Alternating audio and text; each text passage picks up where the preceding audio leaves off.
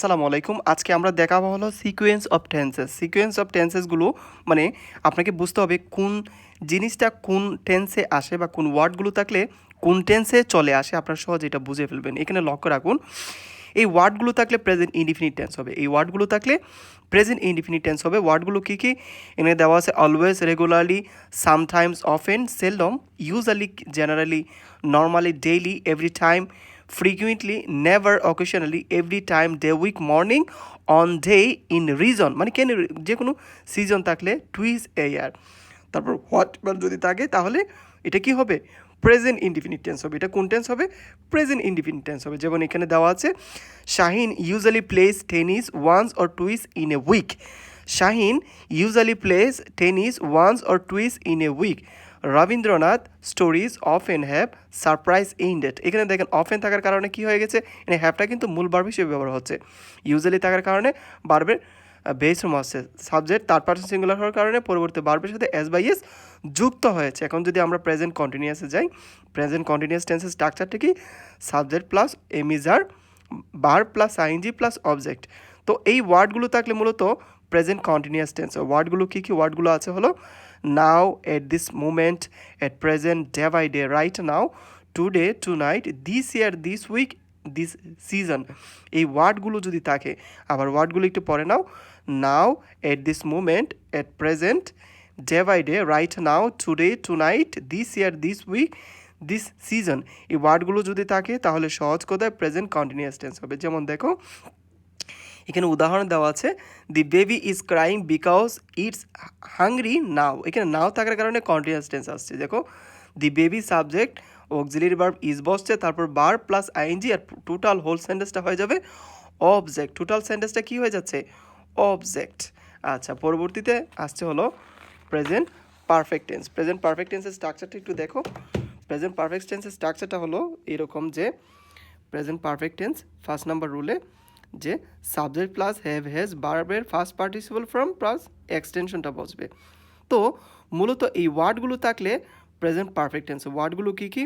কোনো সেন্টেন্সে already, just, just now, lately, never, ever, recently, so far, তারপর till now, for a long time, for since, still, yet, for a, from the last few days. এই ওয়ার্ডগুলো থাকলে আবার দেখো already, just, just now, lately, never, ever, recently, so far, till now, for a long time, for since, still, yet, for the last few days যদি থাকে তাহলে present perfect tense হবে। যেমন হি হ্যাজ জাস্ট গন আউট। তারপর যে জিনিসটা আসে সেটা হলো present perfect continuous tense. Present perfect continuous tense দেখো এখানে রুলটা দেওয়া আছে যে subject plus have been, has been, plus বার প্লাস আইএনজি, সিন্স অথবা ফর। এখানে সিন্স এবং ফরের মধ্যে গুলিয়ে ফেলো, মনে রাখবে ফর এনি, অনির্দিষ্ট টাইম। সিন্স হলো ওই টাইমটা যেটা নির্দিষ্ট থাকবে, মানে কোনো একটা প্রান্ত থাকবে। যেমন I am speaking, I have been speaking for 30 minutes, আমি যে কোনো 30 মিনিট স্পিকিং করতে পারি। তারপর আমি যদি বলি I have been speaking since morning, এই যে মর্নিং একটা প্রান্ত থেকে আমি শুরু করেছি, এটার আগে সিন্স ব্যবহার হবে। তাহলে এই গেল আমাদের প্রেজেন্ট পারফেক্ট কন্টিনিউয়াস টেন্স। তারপর first indefinite tense. First indefinite tense দেখো এই নিম্নোক্ত ওয়ার্ডগুলো যদি থাকে তাহলে ফার্স্ট ইনডিফিনিট টেন্স হবে। সেই ওয়ার্ডগুলো কী কী? কোনো সেন্টেন্সে ago, past, long time, long since, last year, last week, last month, once, it is time, it is high time. তারপর wish, for a while, yesterday, as if, as though. আবার দেখো ago, past, long time, long since, last year, last week, last month, once, it is time, it is high time, wish, for a while, yesterday, as if, তারপর as though. এই ওয়ার্ডগুলো যদি থাকে চোখ বন্ধ করে এটা ফার্স্ট ইনডিফিনিট টেন্স হবে। ফার্স্ট ইনডিফিনিট টেন্সের স্ট্রাকচারটা কি? সাবজেক্ট প্লাস ভার্বের ফার্স্ট ফর্ম প্লাস অবজেক্ট। আচ্ছা, এখানে উদাহরণ দেওয়া হচ্ছে, যেমন হি কেম হোম ইয়েস্টারডে। ইয়েস্টারডে থাকার কারণে কামটা কেম হয়ে গেছে। সাবজেক্ট প্লাস ভার্বের ফার্স্ট ফর্ম প্লাস এটা অবজেক্ট। আচ্ছা, এই মুহূর্তে আমরা চলে যাচ্ছি ফার্স্ট কন্টিনিউয়াস টেন্সের স্ট্রাকচারটা কি? ফার্স্ট কন্টিনিউয়াস টেন্সের স্ট্রাকচারটা হলো, এখানে কিছু কুইকলি দেওয়া আছে, আমি জাস্ট টেন্সটা শেষ করছি। Subject plus was were plus ভার্বের verb plus ING plus object. যেমন হি ওয়াজ স্পিকিং ইংলিশ। আচ্ছা, এখন আমরা চলে যাচ্ছি হলো সোজা ফার্স্ট পারফেক্ট টেন্স। ভালো করে লক্ষ্য করো, first perfect tense. First perfect টেন্সের স্ট্রাকচারটা কি? যেমন সাবজেক্ট প্লাস ভার্বের হ্যাভস অথবা ফর। এখানে দুইটা রুলস দেওয়া আছে, বিফোর এবং আফটার থাকলে। আমরা জানি বিফোরের পূর্বে ফার্স্ট পারফেক্ট, পরে ফার্স্ট ইনডিফিনিট টেন্স হয়।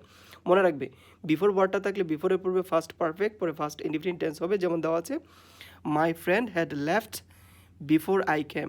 এই যে বিফোরের পরে ফার্স্ট পারফেক্ট হয়েছে, পরে ফার্স্ট ইনডিফিনিট টেন্স হয়েছে। কিন্তু আফটার থাকলে বিফোরের উল্টা সিস্টেম হবে। বিফোরের পূর্বে ফার্স্ট পারফেক্ট, পরে ফার্স্ট ইনডিফিনিট হয়েছে, কিন্তু আফটার থাকলে আফটারের পূর্বে ফার্স্ট ইনডিফিনিট, পরে ফার্স্ট পারফেক্ট হবে। আচ্ছা, একটা বাক্য খুব দ্রুত প্রায় সময় আসে, যেমন the patient had died before the doctor came. এটাকে যদি আমরা আফটার দিয়ে বলি, the patient died after the doctor had came, তাহলে এটা হচ্ছে। এখন ফিউচার ইনডিফিনিট টেন্সে আমরা চলে যাচ্ছি, subject plus shall will plus verb base form plus object. আচ্ছা, এই ওয়ার্ডগুলো যদি থাকে তাহলে ফিউচার ইনডিফিনিট আমরা এখানে ধরবো। যেমন নিমিত্ত ওয়ার্ড অ্যাডভার্বগুলো বক্তার ভবিষ্যৎ সম্পর্কিত যদি ধারণা, অনুমান, মতামত বোঝাতে ফিউচার ইনডিফিনিট টেন্স ব্যবহার করা হয়। যেমন ওয়ার্ডগুলো কী কী, এই যে এখানে ওয়ার্ডগুলো আরেকটু ক্লিয়ার করে দিচ্ছি। যেমন অ্যাজাম, বিলিভ, তারপর বি অ্যাফ্রাইড, ডপ্ট, ডেয়ারিসাই, তারপর aspect of, feel, know, suppose, তারপর থিঙ্ক, ওয়ান্ডার, পসিবল, প্রবাবলি এবং পারহ্যাপস। এবং দেখো, ভালো করে দেখো, অ্যাজাম, বিলিভ, বি অ্যাফ্রাইড, ডপ্ট, ডেয়ারসে, অ্যাসপেক্ট, তারপর hope, feel, know, suppose, think, wonder, possible, probably, perhaps, এই ওয়ার্ডগুলো যদি থাকে তাহলে তোমরা ফিউচার ইনডিফিনিট টেন্সটা ব্যবহার করবে। যেমন I believe Ashraf will help me, আমি বিশ্বাস করি সে এমনটা করবে। তারপর I know Rajib will play football, আমি মনে করি রাজীব ফুটবল খেলবে। তাহলে পেজে পারফেক্ট ওয়ার্ড বেসিসে আমরা মূলত আগাচ্ছি, চলে যাচ্ছি। যেমন কোনো বাক্যে by time, by then, by the time, by the fifth, by the in, সময় দ্বারা সময় নির্দেশ করলে সেই বাক্যটি ফিউচার পারফেক্ট টেন্স হবে। যেমন by the end of the lesson, by the end of the lesson, এই যে দেখো, by the end of the lesson you will have written an easy. আচ্ছা, তাহলে এইগুলো আমাদের সিকোয়েন্স অ্যান্ড টেন্স এবং টেন্সের মূলত স্ট্রাকচারাল গঠন প্রণালী। আমি পিকের মধ্যে নিচে কিন্তু আমি তার পুরো স্ট্রাকচারের পিকটা দিয়ে দিব, এখান থেকে পুরো স্ট্রাকচারের পিকটা পাবে এবং উদাহরণসহ এক বাক্য দিয়ে কীভাবে 12টা লিখতে হয় সেই উদাহরণসহ আমি এখানে লিখে দিয়ে দিব ইনশাআল্লাহ।